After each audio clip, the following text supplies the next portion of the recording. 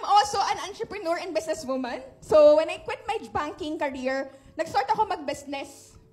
Nag-start ako ng aesthetic clinic, nag-start ako ng water station, nag-start ako ng skincare, nag-start ako ng meat trading, meron akong events coordination. Alam niyo kung bakit? I was super anxious.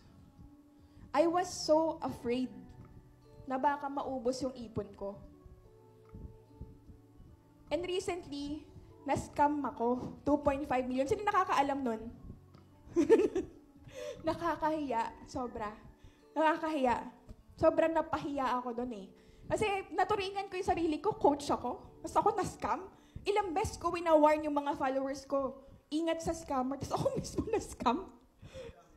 Si Marvin Fabis, may nanggaya sa kanya. May impersonator siya. Blue verified check, may voice message, and all. Kompleto siya, equipped siya. He knows Marvin Faves very well. I was deceived. I was so stupid. Pero alam nyo, nung binago sa akin nun, yung puso ko, alam nyo kung bakit? Kaya pala ako negosyo left and right na negosyo because anxious ako. Wala pala akong tiwala kay Lord. Alam niyo yun? Alam niyo, ganun pakiramdam?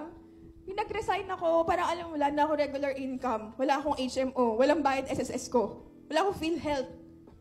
Wala na akong car plan. Wala na akong bonus. Sa bangko, hanggang 16 months ang bonus namin doon. Di ba? Hindi na ako nagbabayad. Paano bang babayad ng tax? Paano pag nagkasakit ako? Wala na akong car plan. I was so afraid. I was super fearful. Bigla akong dinakukan ni Lord, bang! Naunalaga sa akin, 2.5 million. Sabi niya, lady, kulang ka na sa tiwala. Diba? That's what happened. And sobrang sakit nun, 2.5 million yun eh. Diba?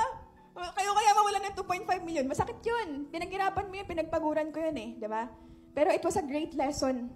And I believe na after breakdown, I will have my breakthrough. And this is the start of my breakthrough. Hindi mo makakarating dito, di ba? Walang plano si Lord sa akin. Right?